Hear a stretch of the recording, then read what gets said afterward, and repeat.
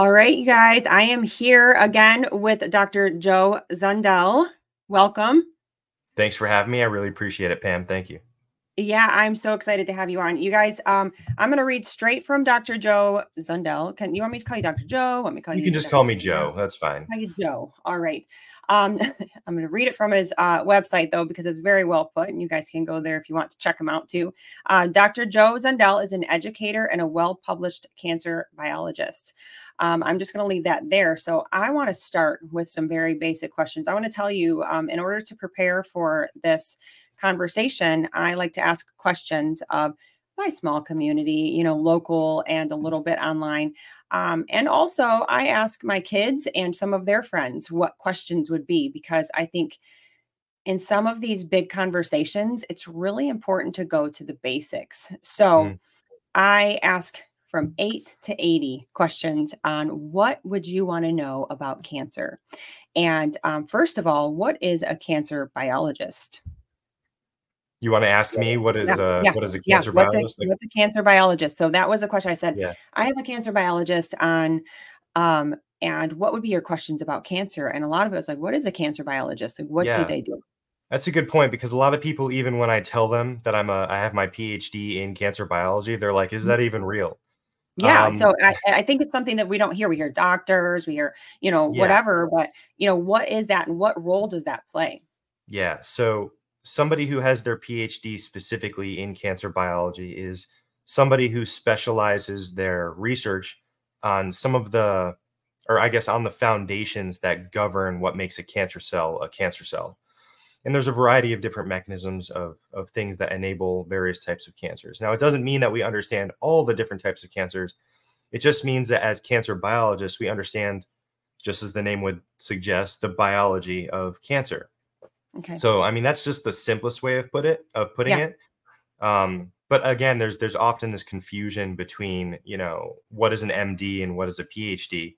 Yeah. I don't have the knowledge that an MD will have about how a Mhm. lot of these things will translate to cancers in the clinic. While I can have an understanding of general and basic practices of cancer within the clinic, Mhm. my and other cancer biologists research focus solely on like the mechanistic underpinnings of what makes cancer cells, the Okay. variety of different ways that cancer cells can affect our bodies, and of course, understanding the variety of different ways that we can treat cancers, but not from like a patient perspective, more on like a molecular, very small biological understanding. Yeah, might be a Does that make small sense? yeah, totally. So it might be a small biological understanding, but I think it's super important. Yeah. And you basically are understanding all of what cancer is. You're not talking about the treatment with patients, is what he's saying. Well, we are. It's just upon when I say small biological things, it's like the things on a small molecular level. The Yes. scale is a lot smaller than what you typically see at a clinical level. Whereas, Yeah. clinicians are typically focused on how do we treat patients, Mhm. what dose of a medication we give. Yeah. Biologists are more focused on, we understand the dosing and stuff like that too, but it's more so how the dose of a particular drug might enable it to interact better with a specific enzyme or some process that we identify in cancer cells. Yeah. So the level of understanding between clinicians and biologists is very different. We focus on the really, really small stuff, Mhm. um, and try and translate that upwards into the clinic where we can, To help them along to help in their inform MDs to better do yeah. their jobs. Yes. Awesome. I love it. Perfectly explained. Yeah. And then what, I guess, for my audience and myself, so what made you, Dr. Joe, what made you want to be a cancer biologist? Yeah. Yeah. I mean, this is a relatively long story. I mean, I'm 33 years old now. And I achieved my PhD only a few years ago in cancer Mhm. biology. But this has been something in the making, I'd say, since I was like, I don't know, 14 or 15. I've always been interested in sciences and actually got into the sciences initially to do marine biology. Oh. But long story short, my mom got sick with esophageal cancer. Mm. And from there, watching her struggle throughout her disease, I kind of made it my life's mission to better understand the disease, especially after she passed away. Yeah. just before I graduated high school, actually. So when I got into undergrad, like I said, I went for marine biology, but things weren't working out, and I quickly shifted pace to studying cancer just because I wanted to understand, some of the things, I guess the reasons that cancer took my mom from me. Yeah. Yeah. Um, and that's promoted the entirety of my progression in my career, just to understand cancer a lot better. And Yeah. also, a lot of it was therapeutic, and I've said this on a variety of podcasts that I've been on.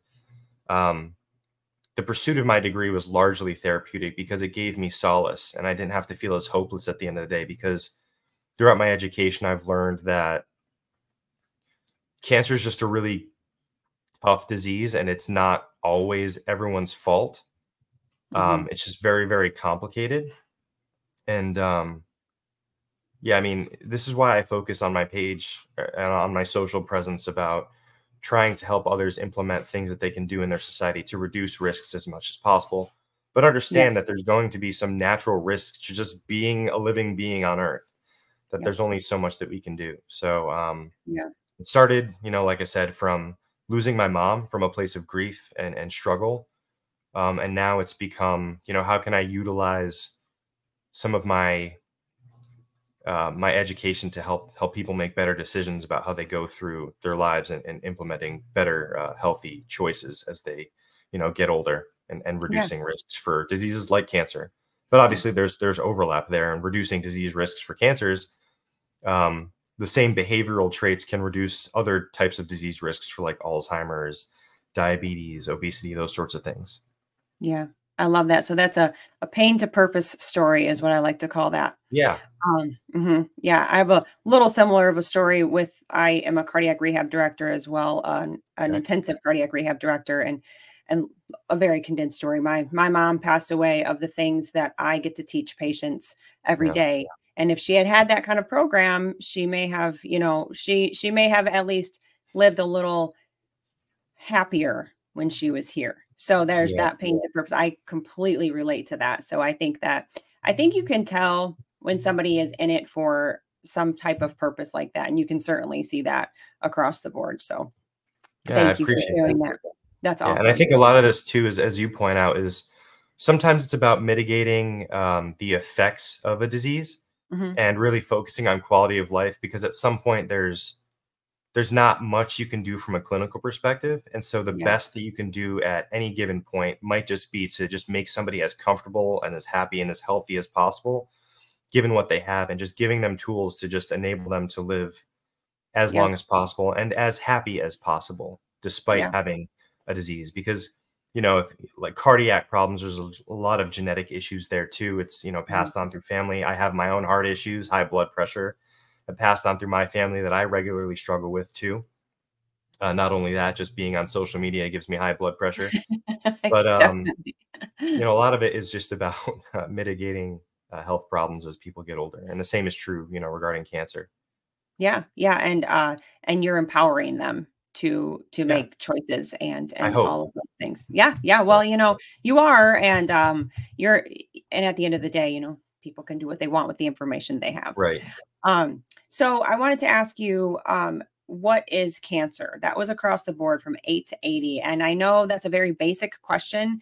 Sure. If you can sum that up just the smallest amount, because I think everybody under the sun has had some type of cancer affect their life, and whether Sure. it's a loved one or somebody they knew that was affected. So we all know the word, we all kind of fear the word.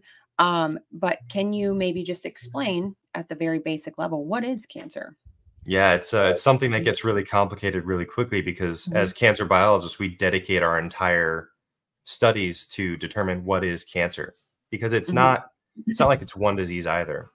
Right. So it's going to vary depending on the organs that it originates. But if I were to simplify the definition of cancer, and I've been asked this many times on a variety of different podcasts and social Okay. settings, it's a disease that is marked by cells messing with things that enable continuous cell growth beyond what is considered normal. So a Mm. cancer is just something, a group of cells that just continues to divide despite the normal biological things telling it to stop. Because Hmm. obviously cancer wouldn't become a cancer if it followed the normal rules of biology. So there's some rules of biology that are broken that enables cancer cells to continue dividing, and then doing so in a way that the body cannot respond to in a quick enough or an efficient enough way to prevent those cells from continuing to grow. And that's what Okay. leads to cancer. Does that make sense? Yep, it does make sense, and I'm imagining in my head, for those of you that are just listening and not watching, like, like cells and what you see in the pictures, because I'm not a biologist, Sure. and just kind of growing on top of each other, as you said, they just kind of don't go away, Yeah. and kind of do the natural process that we do when we exercise and age and all of those things. They just kind of grow and grow. So that's kind of what the picture in my head did when you explained that. Is that kind of? Exactly. Yeah. So it's just even simplifying it further is continuous, Mhm. uncontrolled, and unresolved cell growth. Yeah, So yeah, again, these rules need to be broken that normally um, govern cell growth, but they're broken, and that's why they keep yeah. growing. Yeah, nope, that's a great answer, and, again, from the ages of 8 to 80, that was probably the biggest question, "What is cancer?" So Yeah. that was the number 1, and I think I wanna get into, I have a bunch of notes here because I never wanna forget, because sometimes I'll have people on, I'm like, "Oh, I forgot to ask that question," and this is sometimes a once in a lifetime opportunity. So we Oh, wanna it's get not a all the. once in a lifetime. I'm always going to be available to you. Just shoot me questions if you didn't think of them Okay, later. awesome. So I wanted to ask, there's okay, so my sister also, and I use my podcast too. You guys all know this. I use it for personal reasons too, because I want my own information and I just share it. My sister is a stage 4 breast cancer survivor of 15 years, 14 years. She's also had like stage 2 colon cancer. Mm. And that was like maybe 3 years ago or so. And she's fairly young. She's just under 50. But so she had all these questions too. And she's gone through treatment. Thank God, for, anybody out there that thinks they shouldn't use modern medicine. It's a miracle. So Very she's good. here. However, um, I guess the question a lot of people have too is, do we all have cancer cells in our body? And I think I know, a lot of people that have had cancer, survivors, and they blame themselves. Oh, I should have done this and I should have done that. And you hear the saying, especially among kind of the fitness and health space, like, we all have cancer cells in our body and we turn them on and off by what we do. So have you got that question before? Do you understand kind of what I'm asking? Because that's a Uh, big kind of conversation. Like, we all have cancer in us. So it's almost this fear thing. Oh, don't eat that, or don't drink this, or, all of those things. sure. Yeah, no, I get that question more than you might realize, Okay. because there are popular people on social platforms that have made this statement that realistically, in my humble opinion, should know better if they Mm, had training in mhm, cancer biology like they claim, or mhm, cancer or oncology in general. mhm, Um, the simple answer to that is no. We don't all have cancer cells in our body all the mhm, time. And I've made a number of posts to try and explain why that's not the case. Having cancer cells in your body all the time would imply that there's some level of evolutionary favorability to having yeah, cancer. Um, but as I pointed out, cancer is a disease of unresolved and continuous growth over time that mhm, goes beyond the rules that govern normal cells. So just because there are error rates and regulatory pathways that keep everything, in check, or checks and balances in our body, doesn't mhm. mean that that's the same thing as fighting off cancer all the time. Those are Okay. just our cells doing their jobs to keep everything in check. And sometimes when things escape that, and they do so continuously in a way that our body cannot regulate, that's when cancers develop. But that's not something that's happening all the time. Upon the Yeah. same logical framework, we could say just because we have the potential for developing cancer doesn't mean that we always have cancer. Or just Yeah. because we have the potential for developing diabetes and Alzheimer's or obesity doesn't mean that we always have obesity or Alzheimer's or Sure. diabetes. You know what I'm saying? So it's the That makes same sense. it's the same logical framework. Yeah. Yeah. Because you do hear that across the board. And I mean, I've been in the fitness space my entire adult life. And I think that, I think every every few years it's just a new fear and a new fear and a new fear, and almost blame on some people, and then they just have this like, not only, maybe they have cancer, they also have this kind of this feeling of guilt along with it, Yeah. and it's almost like you imagine, like I imagine in my mind this the cancer, and then it's the cells kind of growing on each other. But you imagine when somebody says that there's these tiny little cells just like waiting to come out, Yeah. I mean, and it is kind of it is kind of disheartening if you think of it like that. It's like we're all yeah, but doomed. the thing here is though, is, unless you've got some sort of genetic predisposition that is known, like there's a lot of people with Lynch syndrome that have a Hmm. really high likelihood of developing cancers in their body, Hmm. colorectal cancers, as they get older. And that's because of specific genetic mutations that Hmm. significantly increase their likelihoods for developing colorectal cancer above 50%. Hmm. So unless you know of specific mutations that are going to increase your likelihood, those people I would say are, fighting off cancer more than people who don't have any of those heritable or genetic mutations. But Yeah. most people are not dealing with that. It's a rare disorder in Yeah. regards to, things that lead to colorectal cancers. But most people are not fighting off cancer all of the time. Yeah, yeah, and that's almost the picture that I mean, that I think is painted sometimes. Yeah. And just Sometimes. to add some clarity here too, and Mhm. I'm sorry to interrupt you, is That's okay. because of this common question that I've received, that my Mhm, first ever YouTube video that I've ever made on my mhm. channel, and I don't have many, I think I have like 2 full videos. Okay. Uh, my first high quality video is literally to address this question, and I do Okay. so by explaining this from a cell cycle angle. So I talk about some of the checkpoints and various proteins that are involved within regulating how a cell divides, Yeah. and Yeah. how there's some semblance of error there, but there's again these checks and balances within the cell cycle that just normally prevent cells from dividing uncontrollably and developing into cancers. But just because those checks and balances are present doesn't mean that we're fighting off cancer. That's just normal Yeah. biology. Cancer is way Yeah. more than that. Yeah. So go check out his YouTube, you guys. Yeah. And if you want And more I've into spoken that. about the Hayflick Mhm. limit on my Instagram page at Detail. Leonard Hayflick actually did a lot of his thesis and postdoc work at the place where I got my PhD in Philadelphia and Pennsylvania at the Wistar Institute and UPenn. Um, Okay. so I've spoken about the Hayflick limit, a cell's ultimate ability to divide a certain number of times and those sorts of things. But people can learn more there Yeah. without getting in the weeds Awesome. here. Yeah, yeah, I love it. Yeah, because we wanted to talk about a lot of the basics. So you Sure. talked about the Lynch syndrome. Is that what you Mhm. you called it? Okay. Mhm. So how do you feel about people getting like genetic blood work um, done?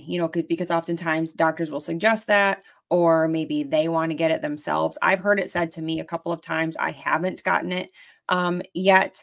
Uh, I guess I was kind of torn. Like, I don't know if I want to know everything. Should I know everything? And that was another question across the board too. Like, are there things that we should be looking for, on that type of field, like, blood work, genetic blood Sure. work, or things like that?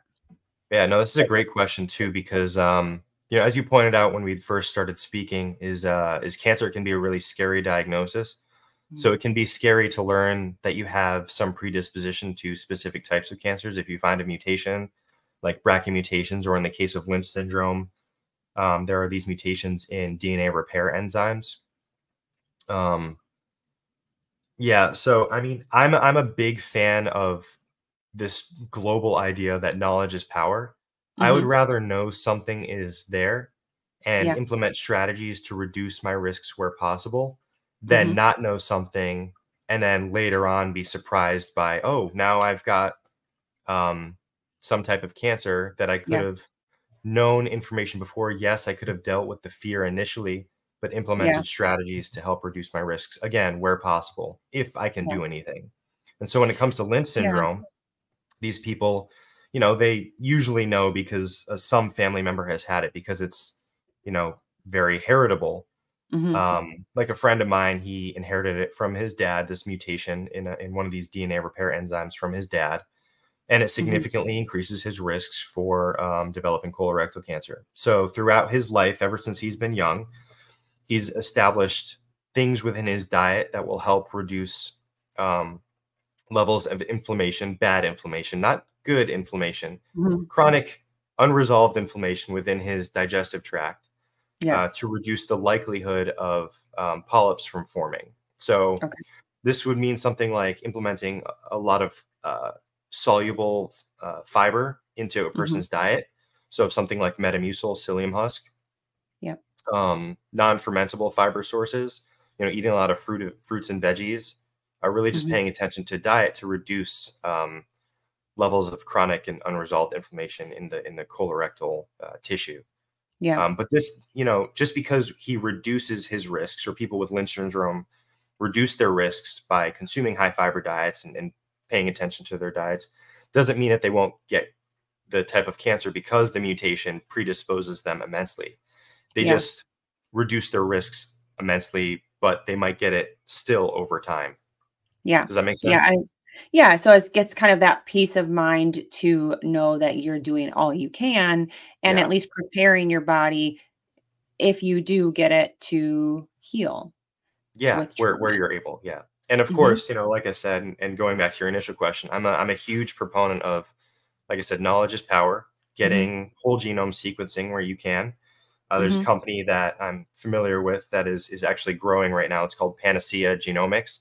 They do whole Okay. genome sequencing. I think they're actually based in Florida. Dahlia Atia King is her name. She's the CEO of the company. They do whole genome sequencing. There's other companies that do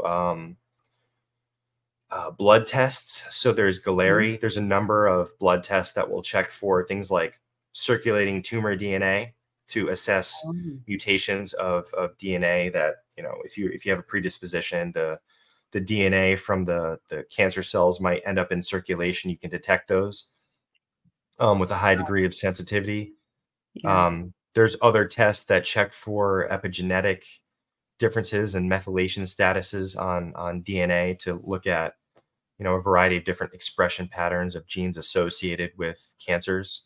Yeah. Um, Now, if you find something in your genes or expression patterns, it doesn't always mean that you're going to get cancers. But again, knowing that they're there can help you implement strategies to reduce risks where possible.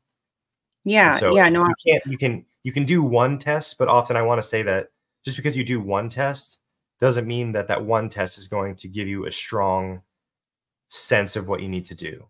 There are Yeah. you should People in general should be doing multiple things to get consensus between multiple different types of experiments to get a better sense of what they should do. This would be like me going into an experiment, doing only one type of experiment and making strong conclusions from that experiment. You need to do Yeah. multiple experiments to show that something is true.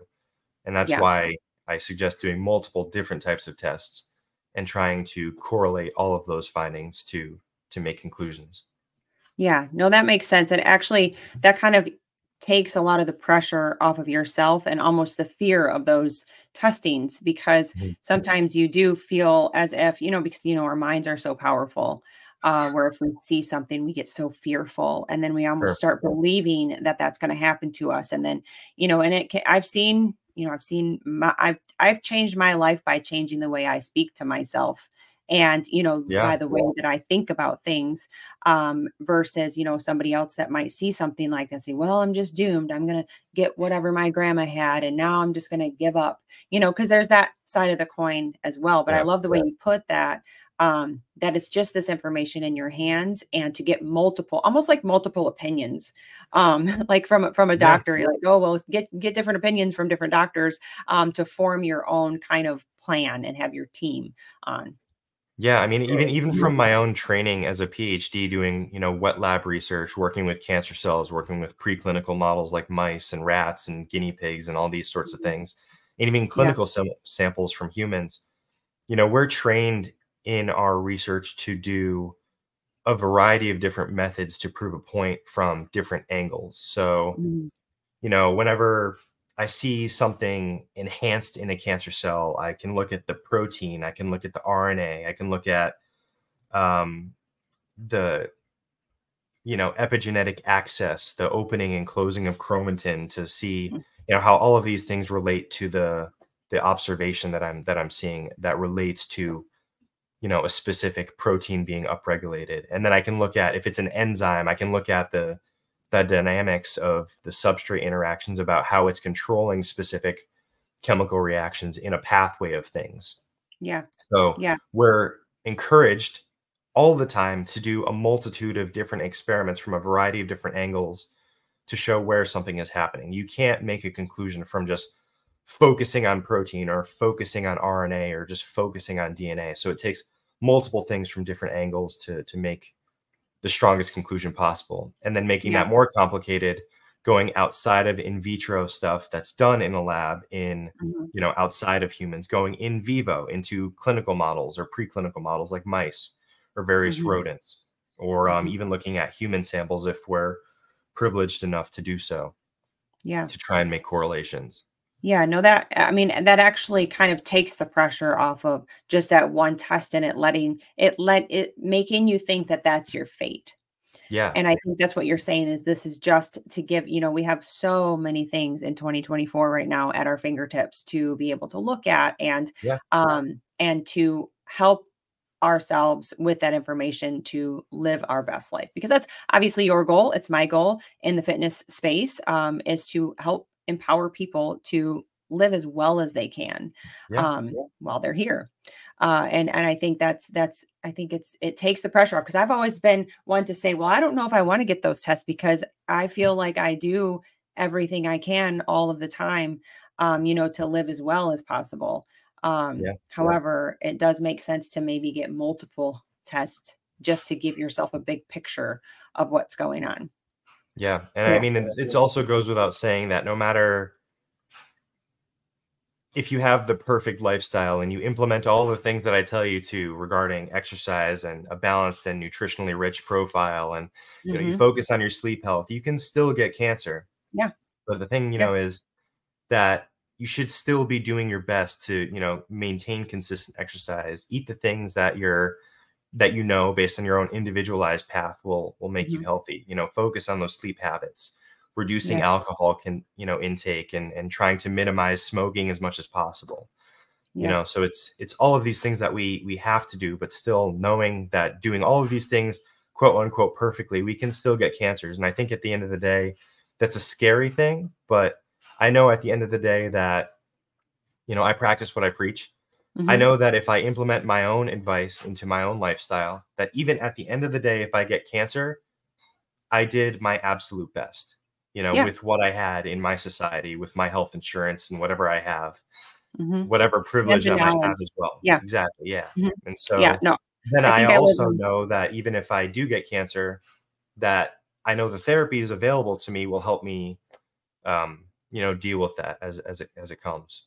Yeah, no, I think I live the same way, as that too. Like, I can lay my head down at night, every night, knowing that if I got cancer or something of that sort, then I've done everything I can. And it's in my, like you said, whatever I have in my, my realm, within what I can do. And I think that, the testing would give you, some type of, comfort as well. So I want to circle back real quick to one more point, and then I have a few more questions to epigenetics. So can you explain that? That's a big word. And I know in the wellness space, sometimes the wellness space is not well. They sometimes twist the opposite, in fact. Yeah. So we're going to talk about that too in a second, and kind of debunking a lot of different things and kind of your stance on social media. But what is epigenetics? And I guess just explain that. What's epigenetics? Because you hear it a lot. Actually, my thesis work is in epigenetics, believe it or not. So I studied a specific type of ovarian cancer, but there's a specific protein in the type of ovarian cancer that I studied that is mutated, that is, quote unquote, an epigenetic regulator. So epigenetics as a field is dedicated to understanding these things that interact with DNA, coiled around these things called histones. They're big proteins. So think of when you go down to a molecular, very small level into the nucleus of cells, we've all, taken that basic cell biology class. DNA isn't just unorganized inside the nucleus of cells. It's wrapped around these things called histones or nucleosomes, like balls of yarn. Mm-hmm. And so when they're wrapped around that ball of yarn, these histones, they can't be accessed by the machinery that enables those genes to be expressed. So epigenetics is this field that attempts to understand the conditions where these genes are expressed by unraveling these balls of yarns in large bodies to control a variety of different genes to be expressed in given conditions. So depending on where your cells are, depending on the nutrients available, these DNA strands will open and close around these histones. They'll unravel, they'll express certain genes, and then they'll, depending on the environment, they'll ravel back up. This is all very simplified. They'll ravel back up around the histones, and they'll do that responding to the environment. So it's environmental responses which dictate the unfolding of DNA from histones to control a variety of different expression patterns to respond to something that's going on in the environment. Does that make sense? Yep. So when you, yep. And I love your kind of like, you're like yarn, because you're giving us pictures in our mind. So people that are just listening, obviously they kind of can't see the hand movements. But you can actually visualize that in your mind when you're saying that. So great job. Wonderful education. I mean, that's a way that I learn too. I learn by imagery. I guess I'm a kinesthetic learner is, I guess, the technical term for it. So whenever I try and explain something, I try and use imagery to convey something to somebody, so that they, if they aren't seeing something, they can picture it in their mind from something that they know. Yeah, I think that I learn a lot like that too. So because I can visualize it as you're saying it. So that's great.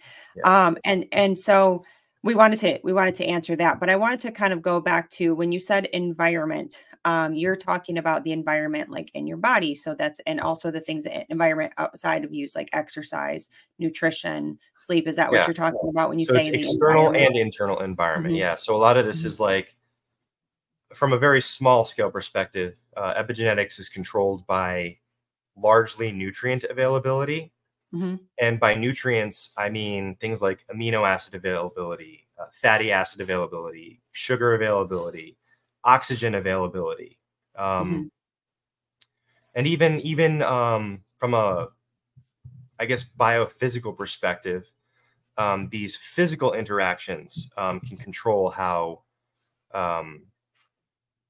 genes are read from an epigenetic perspective. So if a cell is under a specific amount of stress, let's say like the nuclear membrane is messed up, the physical forces of, the things that maintain the integrity of the nuclear membrane can affect how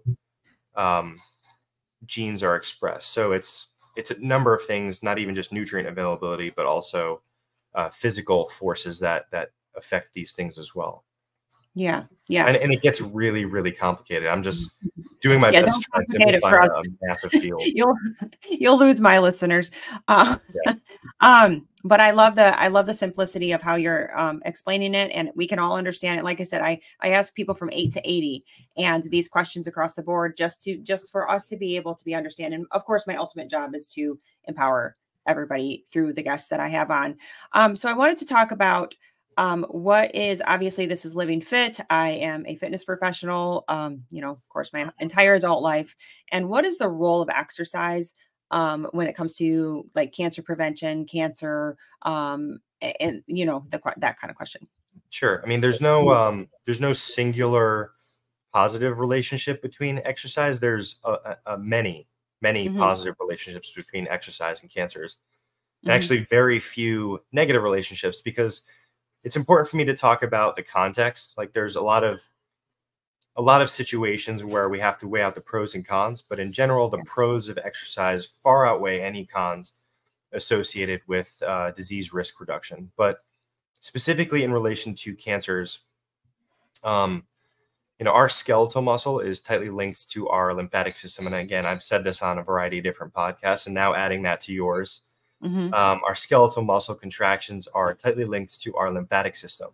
The same way that our heart pumps blood throughout our veins in our body. Our muscles, our lymphatic fluid doesn't have that. So our muscles drive the fluid moving through our lymphatic system to basically enable our immune cells to move throughout our bodies. Okay. So one of many ways that exercise can be beneficial for humans is by stimulating that lymphatic fluid movement and enabling our immune cells to move throughout our body to deal with things like infections, whether it's viral, whether it's fungal infection, whether it's bacterial infection, or even just cellular damage. As we exercise, we do induce some level of damage in muscle tissue. So Yeah. our immune cells need to get to those areas to be able to emit a certain amount of signals at a certain abundance of signal, because too much can be a bad thing. Right. Obviously, people that exercise way too much know this. Too much damage can be a bad thing. So exercise enables immune cells to get to an area to deal with repairing damage in a particular area. This is that quote unquote inflammation. Yeah. I was just going to say that kind of chronic inflammation that, you speak about in the Correct. correct way, not in the fearful way. Right. Yeah, because inflammation is literally always happening inside of us. That's one thing I can say: inflammation is happening all the time. Yeah. But the degree of inflammation to where it's unresolved and it's excessive is the things that we have to worry about. But acute inflammation is Natural body generally response. a good thing. Yeah, just our body doing the normal good stuff. It's not like Yeah. it's always fighting off cancer either. Same sort of generalized idea you see in the wellness space.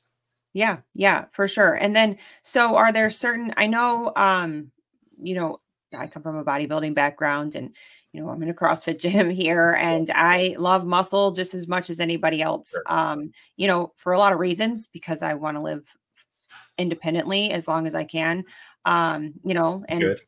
and aesthetically, we all like a little bit, I guess, not everybody, but, at least in my circle. Yeah. But I know Dr. Gabrielle Lyon, she's a friend of yours, and I Yep. followed her for years and years as well.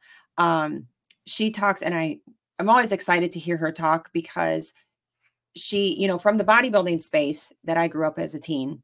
Mhm. Of course, we've always loved muscle. There's a lot of bro science that goes on. Bro science has a little bit of truth to it, and then Yeah. it just kind of spreads in the wrong way, like the game of telephone Yeah. goes down.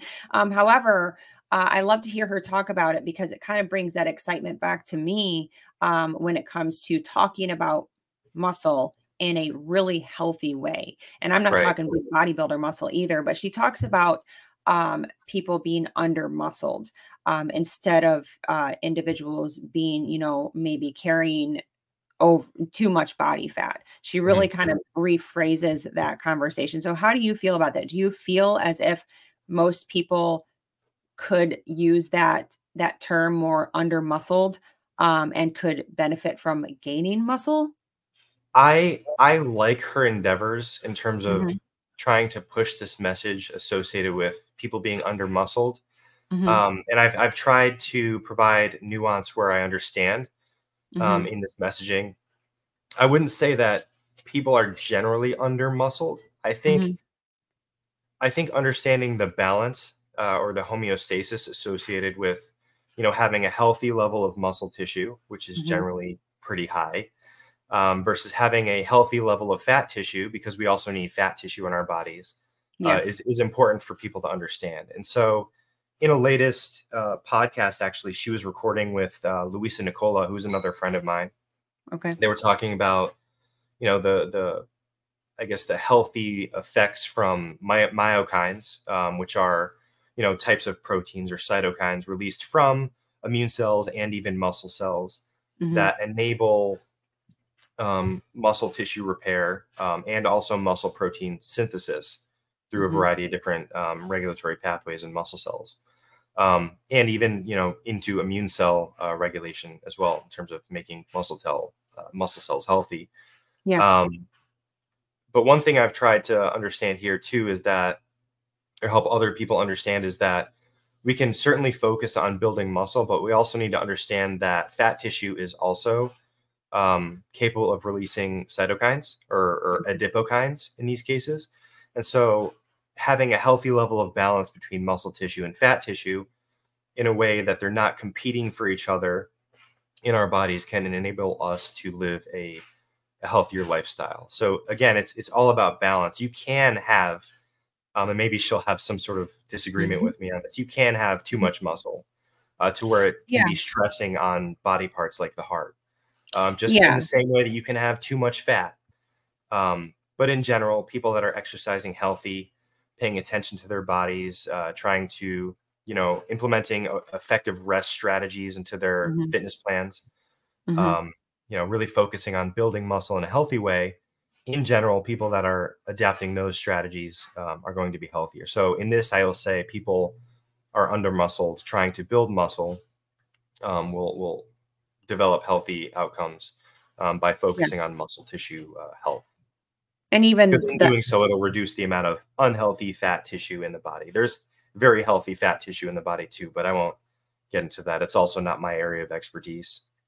Okay, so and even on your journey to getting more muscle, you're Mhm. still implementing, like you said, healthy habits. So that's kind of a win-win when it comes Yeah, to that.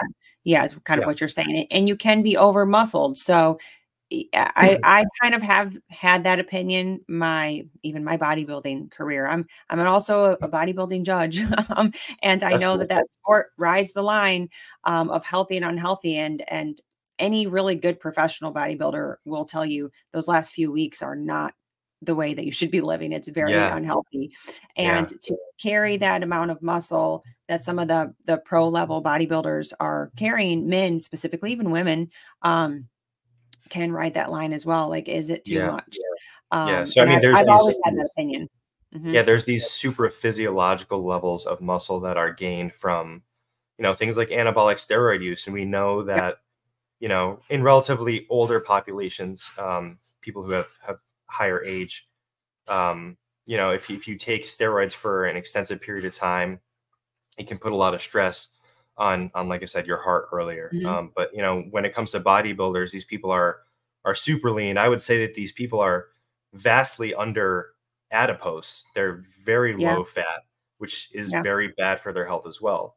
Yeah. And in those cases, again, this balance between having an appropriate amount of fat tissue, because we need that as well, and an Hmm. appropriate amount of muscle tissue. These people are vastly over muscled Yeah. and under fat tissue. So again, I think people need to understand this balance and where steroids, anabolic steroids, can affect it as well. Of course, Yeah. there's amazing context to use steroids to help human health outcomes that I think we all need Yeah. to better Yeah. understand. But when it comes to the bodybuilding space, Hmm. it's actually more dangerous, especially at the Hmm. Olympic level or the Olympia Yep. level.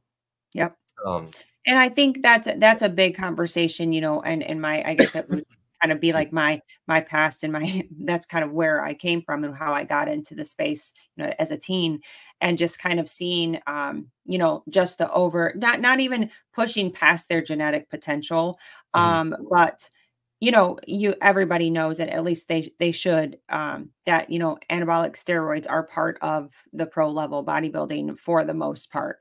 yeah, It's not everybody, but it's the majority. And I think, everybody kind of knows that, at this point. Um, yeah, but there is a danger that comes with that, as you said. And I'm glad that you did point that out, because it's not just, um, to look a certain way. There are risks to doing that, to push your body beyond its natural ability. yeah, Yeah. So I'm glad that you did kind of bring that up. And steroids, for health reasons, don't get it twisted, because they have a good, a good role in our healthcare. correct. Like, Yeah. hormone replacement therapy. I've spoken about that on Dr. Stephanie Estima's podcast, Gabrielle's Mhm. podcast, a Okay. number of podcasts. Even for, yeah, I won't get into that, but yeah, hormone Mhm. replacement therapies, have their time and place in terms of helping And that's people. different, though. That's different than what we're talking about, Exactly. PEDs, performance enhancing Yes. drugs, is hormone therapy. So that's great, because I wanted to lead into that. So and that was a very quick snippet of, or a question was, um, if I have, let's say, some genetic components for breast cancer. It's Breast Hmm. Cancer Awareness Month. It's one of the many kinds of cancer, but a lot of people kind of know of that one. Um, is taking something like HRT, is that going to make it worse? Am I going to set myself up for, cancer? Or is that an option for somebody that has that in their genetics? Yeah, so this is something that has gotten me a little bit of flack recently because I might not have provided enough context for people to, understand from a brief podcast. Sure. Yeah, there's always more. And I'll just say this, like I said earlier, the pros of these things when they're implemented with appropriate rationale far outweigh the hmm cons. But hmm and I said on my thread this morning, I went on and I said, I want to state this very clearly that hmm low risk doesn't mean no risk. Yeah. There Yeah. is there is some level of risk when it comes to hmm HRT for making things like breast cancers and ovarian cancers worse. hmm If it's less than 1%, cool, but it's still a risk. Sure. But again, I want to emphasize because maybe I didn't do such a good job on Dr. Stephanie Estima's podcast, and people wanted to complain, how can a doctor say something so stupid? How could he not know? Yeah. The pros far outweigh the cons. So again, just because there is some level of risk of making something worse, whether it's related to breast cancer, um, ovarian cancer, whatever, the pros outweigh the cons here. Yeah. Yeah. From the information that you have today. Yes. Yes. And Yeah. again, as long as there's an appropriate clinical rationale to instate some level of HRT, the pros usually outweigh the cons, despite any low risk of specific types of breast or ovarian cancers, because Yeah. you're introducing an exogenous level of a hormone into a person's body, and that hmm level of risk is going to vary depending on a person, whether they have BRCA mutation, their hmm estrogen receptor expression, hmm familial history of breast or ovarian cancers. So we see a wide variety of risks in terms of percentage between people, and it's relatively low. Yeah. But there is some risk, but again, pros outweigh the cons in most cases. I guess you could say there's risks in getting in your car and driving too, because we could get Higher in a car risk of that accident. for Yeah. death than some of these HRTs for specific cancers. Yeah. Yeah. I think a lot of us, there's a lot of lack of information or there's misinformation. And it can just really almost paralyze you in knowing what to do, Yeah, to help your own life. And as you said, there's risks to everything. But that's up to you and your physician and your team of your health to decide, as right. everybody's an individual, and kind of weigh that out. Yeah, I mean, there's this idea of paralysis by analysis, right? Like Yep. everyone online or anyone in whatever space they occupy, whatever they say, hmm assumes that they know something about a variety of things that they talk about. And oftentimes it's too simple. Yeah. And you have all of these different opinions and ideas converging on one platform, and it confuses the living crap out of people. And oftentimes it Yeah. confuses the crap out of me too. Yeah. So it's not surprising to see a lot of confusion in these spaces. And I think ultimately people just need to realize that things are just in general way more complicated. Yeah. And we need to give these topics that we want to understand the appropriate time and space to truly understand them, and hmm recognizing who's capable of speaking about a given topic, and you can usually Yeah. tell that by a person's body language on a podcast and specific words they use, their capability of saying things like, I don't know, I'm not a professional in that particular space, I have Yeah. opinions about a given topic, Yeah. pointing people to others who might be more qualified. Yeah. Those are generally good signs of telling who is pushing out accurate information or trying their best to push out accurate information. But also, Yeah. people need to understand that we make mistakes online. No matter how hard I try, I will never hmm be perfect. I Yeah. will make mistakes. I will continue to make mistakes. I will continue to say things that can potentially be mistaken or false in Sure. a public setting. But if I Well, will always correct things where I'm able, and that's, I think, that the one thing people need to pay attention to, and people they learn from. yeah, and I think, like you said, the paralysis over analysis, and then some people just they get hooked on one piece of information, and then they never go back Yeah, to looking at it again, or they just live by that one rule when it's forever evolving. The yeah, information you receive on your end as a biologist, is changing, and you're doing research for all of us. and things can change. So, you know, I think there should be comfort in that too, is that things can Yeah. change. Yeah, I mean, I see it regularly. And again, going back to referencing my own personal PhD training, I feel like I had a very good level of training, a lot of good mentors, a lot of not good mentors. But throughout my Hmm. training, you know, this stuff is very complicated. And I've seen even in cancers that I've studied, whether it's ovarian clear cell or chronic lymphocytic leukemias, I've seen things that in my own experiments hold true. And then in the Hmm. same type of cancer with people studying the same exact thing, showing that what I what I'm observing could potentially be false. Yeah. And so it's people at different angles acquiring certain levels of evidence, but at the end of the day, how much evidence supports one person's thing versus the others. And Yeah. that's, there's this gray area of confusion, even among scientists. And I'm left at the end of the day questioning my own views and going back and saying, was I actually correct? Did I Yeah. do the right experiments to show what I was saying? Did I make the appropriate conclusions? And it's this constant battle over time of, rejecting my own ideas, accepting that another person might be right, Hmm. or rejecting another person's ideas and saying, I was more rigorous in my approach, and how can I convey that to other people? Yeah, but that's what It's makes humbling. you worth listening to, I because appreciate you don't, that. yeah, and you don't just put something out, and say, "Well, that's it. This is the end all be all, and I'm Yeah, right." And I think that does show a lot of integrity and, and wanting to do the right thing for people, yeah, and not needing to be right. Like yeah, that's and that's a true expert, in my yeah, opinion, and just from observing all of these people online.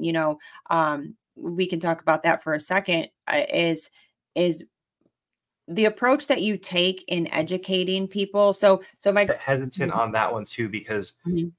I want people to trust what I say, but I also Mhm. want people to have the intellectual framework to validate the things that I'm saying. Yeah. I never, in any position, from any leadership perspective, no matter what Mhm. field you're in, you Mhm. don't want anyone trusting you blindly. Yes.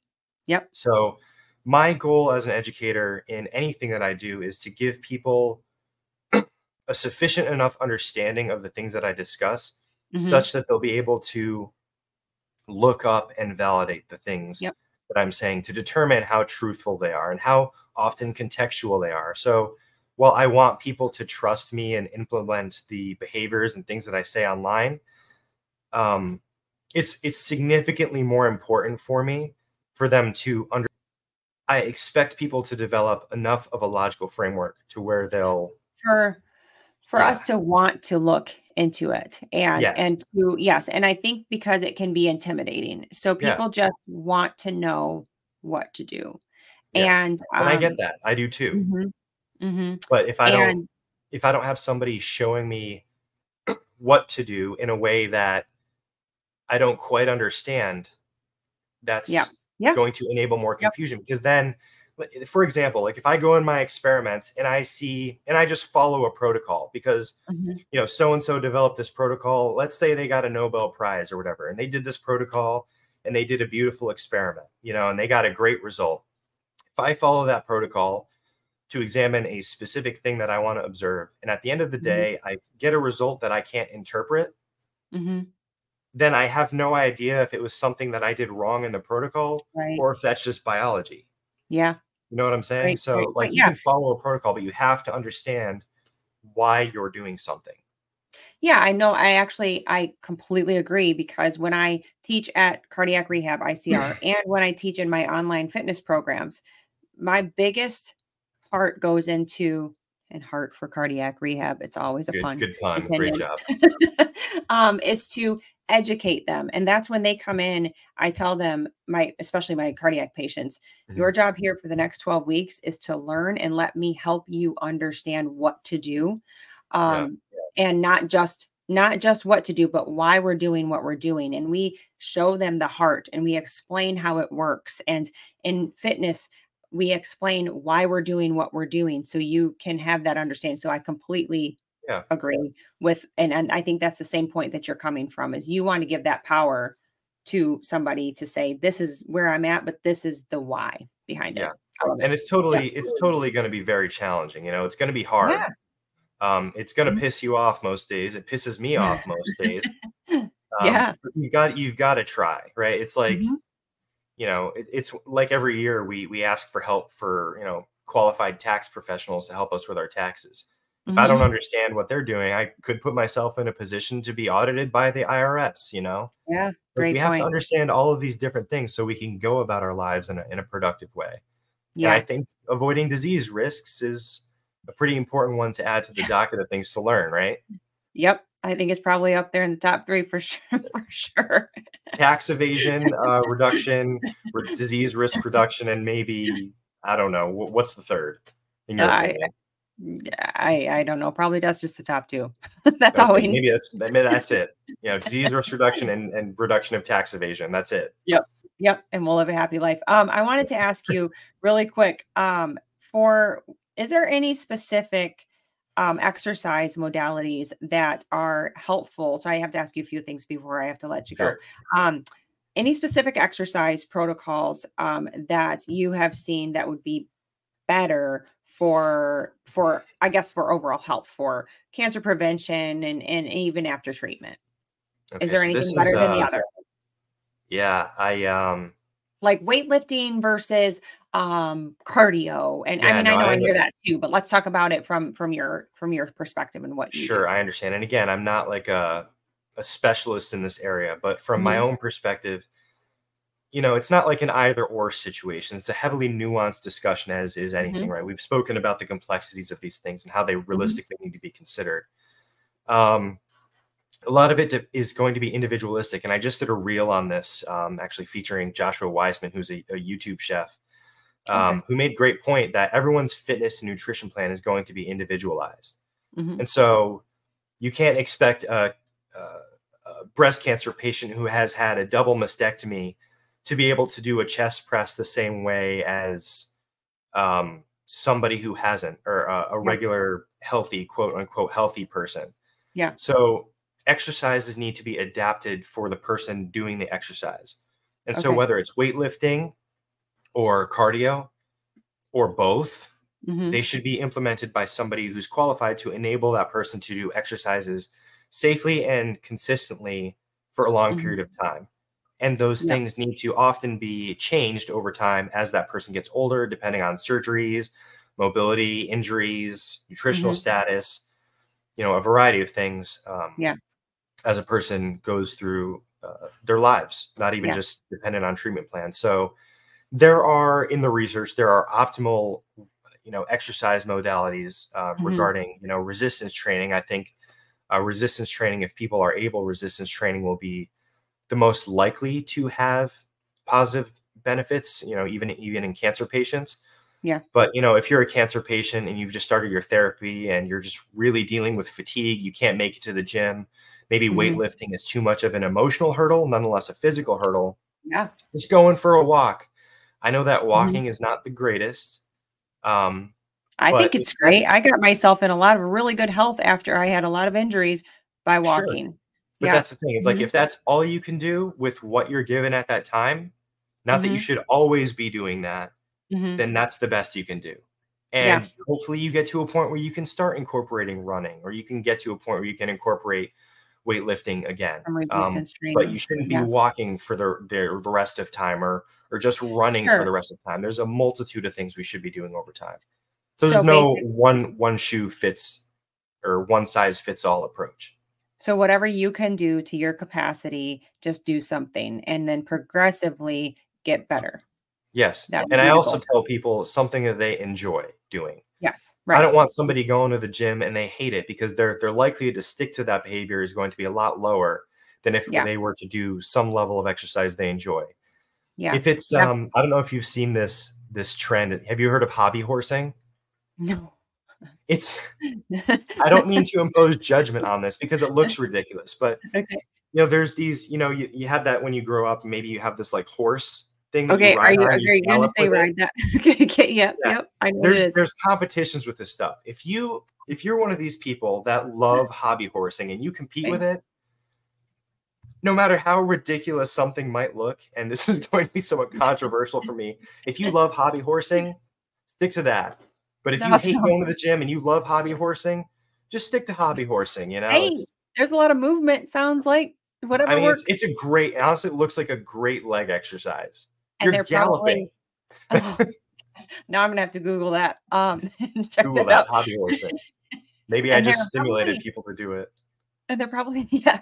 Now we're all gonna tag you as we hobby horse. Oh my god. Um, they're probably having a good time, which is another part of health too, right? Yeah. Is making sure that we're less stressed. We teach stress management, right? So Yeah. maybe that helps them become less stressed. Yeah. Um, One of the first things we mentioned here was even just, quality of life. yes, There's yeah, something definitely to be said about that. that sounds like a blast for those that love it.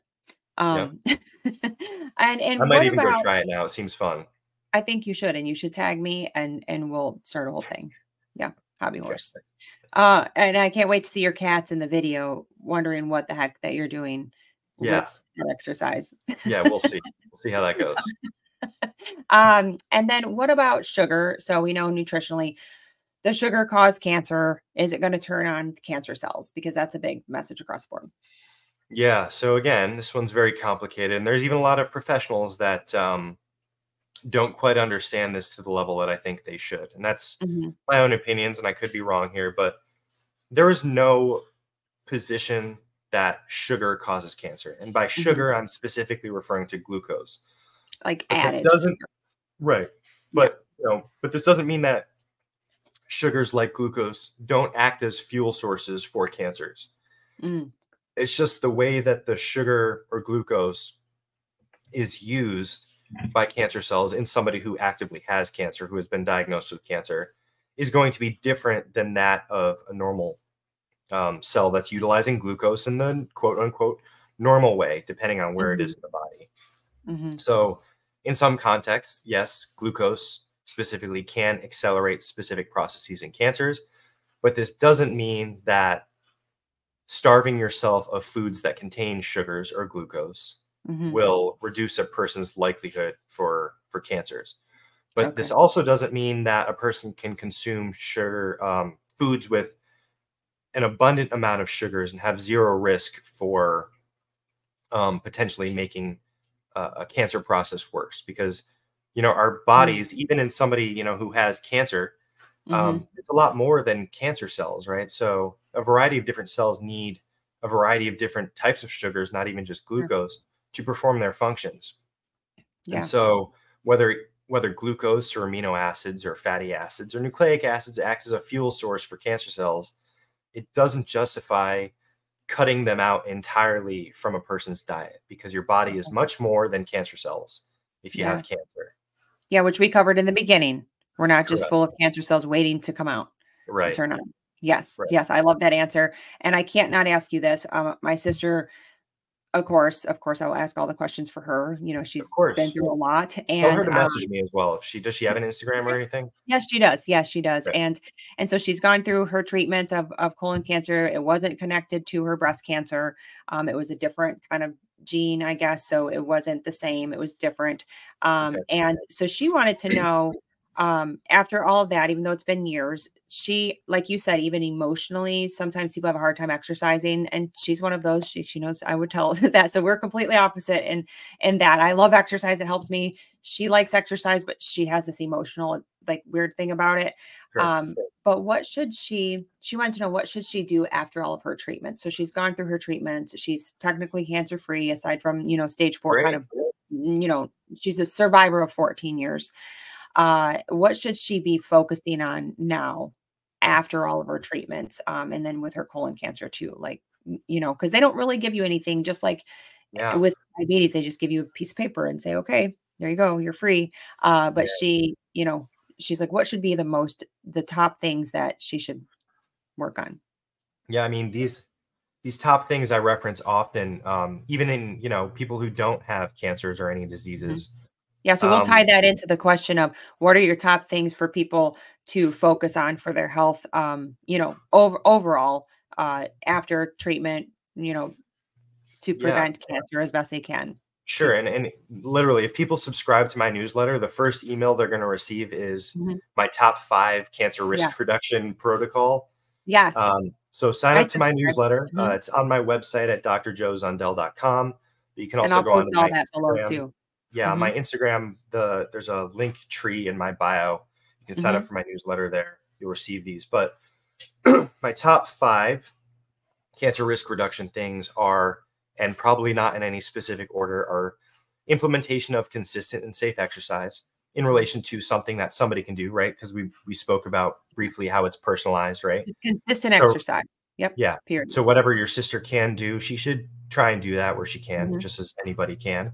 Mm-hmm. Maybe she's going to be into hobby horsing after this one too. Who knows? She Um, will. She'll love it. yeah, implementing healthy sleep behaviors is another one, Mm-hmm. Mm-hmm. because there are really good pieces of data now to show that sleep disruption is a carcinogen. Yeah, I So actually saw that on your page, and that's the thing I'm the worst at. I always tell everybody, find comfort in knowing that everybody sucks at something they should be good at. Like they think they should yeah, be good at. Like I'm great at exercise, and it's easy for me to say to do it because I love it. yeah, But sleeping, I don't like it, and I have a hard time doing it. But it's one thing I know I need to do. So yeah, I read that the other day, I don't know, a while ago on your page about it being a carcinogenic, and I was like, okay, that's my sign to make sure that I'm getting my proper sleep. yeah. And it's actually Yes. something that I've learned over time, just due to my wife's research. Actually, she's got her PhD as well in biochemistry and biophysics, Oh, but awesome. she did some postdocs in circadian biology. Her thesis Mhm, work was in circadian biology. And so through a lot of my discussions with her and people in her lab and in the space, you learn that chronic sleep disruption and can increase risks for things like obesity and diabetes, which can then relate to directly things like cancers.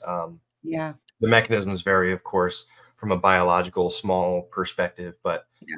sleep So interesting. disruption is a carcinogen, and we see that Mhm, to be true in shift workers mhm. as well. But So outside of what would be the sleep recommendation, like hours-wise? yeah, so hours wise is going to slightly vary, but I think anywhere between 6 to 8 hours a night, Mhm, assuming good high quality rest. mhm, You know, you've seen maybe the advice of sleeping in a cool environment. mhm, Obviously, thermogenesis is important during the night. Our body temperature slightly lowers as we mhm, sleep.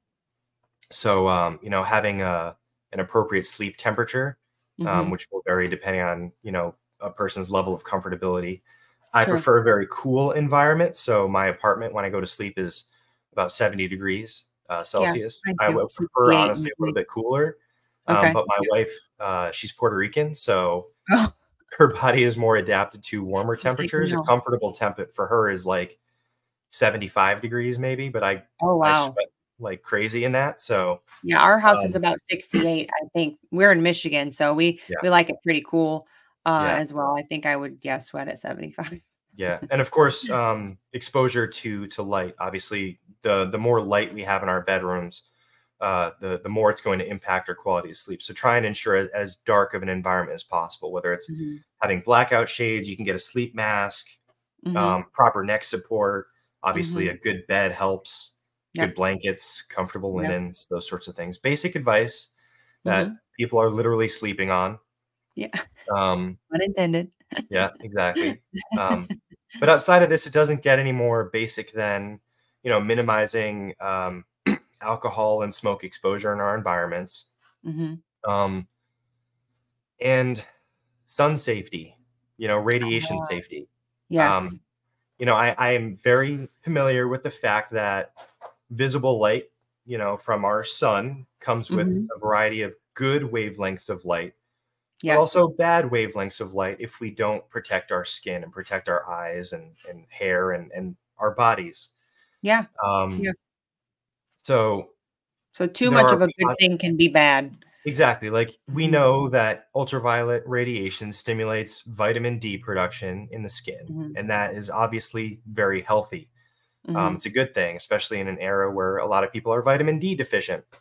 But, mhm, as the science will continue to mhm, show for the rest of ever, too mhm, much UV radiation exposure can significantly increase your likelihood for um, not only melanomas, but also even basal cell carcinomas, which account for mhm. 90% of skin cancers. Yeah. Again, the risks vary, but there is no amount of evidence that will show that ultraviolet radiation upon a specific amount of exposure will not be harmful. So Yeah. people need to protect their skin accordingly. Yeah. By using sunscreen, not dousing ourselves in so much sunscreen where the sunscreen itself will cause a problem. Yeah, because that's But, the other side of the coin that people try to balance, right? argue, right? Yeah. Yeah, everything is literally about balance. When we look on Mhm. extreme ends, we can always find an issue with everything. Yeah. We all need to Great learn to point meet in there. the middle. And that's, I Definitely think, where my sound right. risk reduction protocol helps people discern where Mhm. those are. And of course, when people sign up for that newsletter, the PMIDs are there for support, the Mhm. PubMed articles, research articles. They're Yep. also free to ask me as well. Yeah. Awesome. Hopefully that Awesome. gives your sister and others enough Yeah. of an understanding. I think that that's signing up for your newsletter is a great idea because it's just going to be information like that, and it's kind of you want the education behind it, but just kind of a few things that you can do for yourself too, and to give everybody to be able to empower themselves. That's the Sure. whole conversation at the end of the day, right? Okay, so last thing, what are some things that you this could be a big podcast of its own, but so social media. We all know that there's some internet bullies and there are some people saying very black and white information, as you stated before. So I guess what's your biggest concern with social media? What would you like to see change in the kind of this type of conversation? And how have you kind of changed your stance on going about giving information on social media? Sure. Initially when I started my page, it was mostly a fitness page. Hmm. And you immediately see a lot of content creators being, mad at other people for displaying misinformation, and rightfully so. And I kind of started my page calling a lot of these people out. Hmm. But I quickly noticed that as I grew my audience, the more I called these people out, the more I attracted people that were just looking for these specific call out videos, and they're Yeah. quite rude, right? Hmm. And over time, this was actually affecting my own mental health. Mm. So I've had to pull back on making content because I don't enjoy calling these people out. And I think that even the people making these misinformative videos in general, I would like to hope are just confused themselves. So if I Mhm. don't approach this from an empathetic angle and trying to educate them as well, how Mhm. can I possibly hope to educate their audiences? Yeah. I've dialed back on, being the mad cancer biologist online, and just tried to be a little bit more empathetic in my educational approach, because at the end of the day, I won't be able to reach the audiences that I hope if I'm Mhm. bashing the people that are misinforming them, because Yeah. it's hard enough to determine who is pushing accurate information online. Um, so again, this isn't a judgment on people that continue to do call out videos and stuff. I think there's a time and place for it. And I occasionally do it, but I've changed the way and the voice of how I convey those things in my messaging to be Well, you're more. not attacking an individual. You're just trying Yeah, to debunk the information, and I right. think that's the difference amongst some accounts too, for Yeah, sure. And that's the power of our algorithm, and we can unfollow and follow yeah, people as we want. And sure. and I appreciate your stance again on the way that you give information, and you can see and feel the integrity on your I page. appreciate that. Um, and empowering us, and just and I always have my guests on here that I meet on social media or whatnot, and that almost just feels like we're all friends and we're all in this big community Yeah, together, and we all just want to be well and feel well and help others do the same. yeah. No, I mean, I know that there's the other side of the coin here too. There's definitely people that deserve all the crap that they can Mhm. get online. Yeah. Um, but it's at the end of the day, it's not up to me or anybody to hold these people's hands. Yeah. They're going to continue saying whatever the hell they want to say if Right. they truly intend to misinform people, and they're Yeah. not going to listen to me no matter how accurate I try to be or how polite I try to be to Hmm. correct their views. In general, if their intent is to misinform people. So Yeah. I think it's a better use of my time to just focus on being as educational as possible and as calm as possible. Yep. But it doesn't mean that these things don't infuriate me. Oftentimes when I make a video talking about electromagnetic fields and and Bluetooth going through your head causing brain cancer. That Yeah, is shit that true? inherently, no, it's not. It pisses me off because it's right. Because So that's like, another one we hear, right? We're like, "Oh, don't use Bluetooth." So I'm gonna tell you, yeah, I am a recovering, I don't know what you would wanna call me. I used to believe a lot of that stuff because I didn't know better. And I did I too. caused more stress in my life trying to avoid things that really probably weren't even gonna hurt me in this first place. I mean, to the point where I had to look back for a second and I thought, "Gosh, I'm stressing myself out Yeah, not using those Bluetooth headphones, and freaking out about everything, and yeah, I would probably be more beneficial if I just stress less. right. And so yeah, so that's one thing. So does it cause cancer? No. Is that something? Yeah. But I mean, Mhm. you can immediately see me getting annoyed with that one too, because the Yes. foundations of this are upon having an education of understanding the electromagnetic spectrum, which we should Mhm, all have had some brief level of understanding from high school onward in basic biology class. mhm. So, we understand the differences, hopefully between ionizing radiation and non-ionizing radiation and what wavelengths Mhm, of light are helpful for good human health outcomes. mhm. Um, and we look at the potential of a lot of these things to actually induce damage in cells. There's Yeah, still a lot we don't know because a lot of this is rooted in quantum physics. yeah, Now, you're going to sit there and tell me that the guy that is telling people that EMFs, from a person's headphones are going through a person's head causing brain cancer, you're telling me that he has a sufficient understanding or she has a sufficient understanding of quantum physics to be able to understand the amount of hertz associated with even just a physical amount of pressure to yeah, induce the level of damage that they're claiming without yeah, understanding clearly how the electromagnetic spectrum works more than the right. quantum physicists. Yeah, That's yeah. ridiculous. And that's where I get mad too, because Mhm, these people, they say things so simply where if you're not in the field, if you don't understand it, they trust it mhm, because it's logical upon a logical framework. But if you mhm, actually understand even the most basic of physics premises of these, mhm. which are not just because being basic, they're not easy to understand. It's physics, it's not easy, but Yeah, they are basic. They're the foundations of physics. If you dedicate any amount of time to trying to understand those, which is what I try and do in educating mhm. people, you would know that what that person is saying is complete crap, Yeah, yeah, or is maybe not complete crap, such low likelihood that, like, yeah. to your point, you're worrying about something needlessly. Yeah. Yeah. Just like and I always go back to the very simple thing that everybody can relate with, like, we get in a car every day and we don't think Yeah, about the risks, at all, and I think we do so much damage in the wellness space for people to worry about when they could spend that energy stressing less, spending time with their family, going outside, doing things that are healthy for them, yeah, versus worrying about wearing your headphones.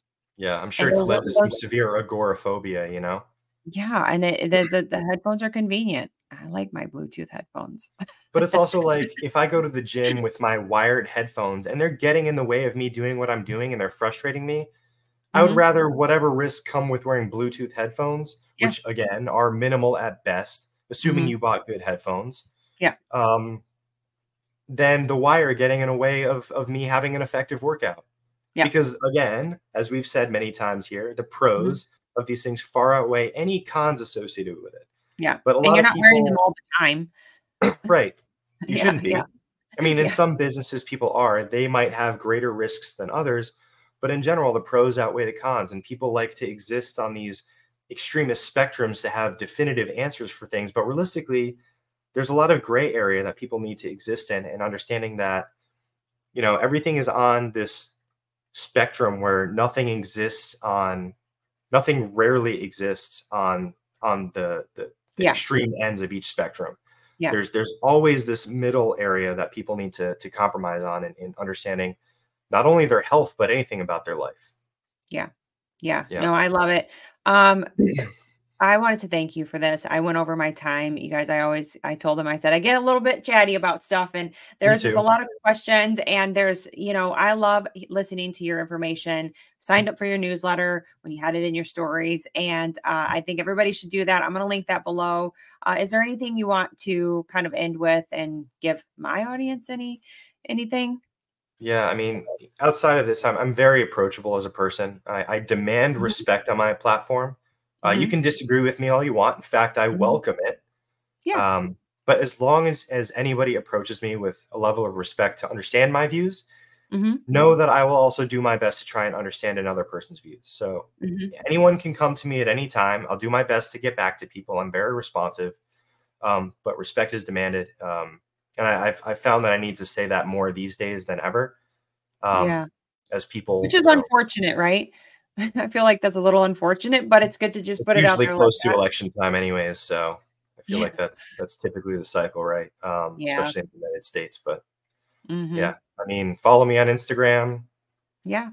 Yeah. Um, just if anything, just think harder every day, more Mhm. critically than you did the previous day, and that would make me happy. And be Yeah. respectful in doing that. And that's all I really want from people. Yeah. Awesome. Well, I love your mission. We all love your mission. We're around, we're staying around. We're here to listen to the conversation. So thank you so much again for You. spending time on this Sunday with me. And I will link everything up for everybody here. I don't need to, tell you guys because you'll look at it on the bottom. So Right. thank Cool. you again. Thank you so much, Pam. I appreciate this.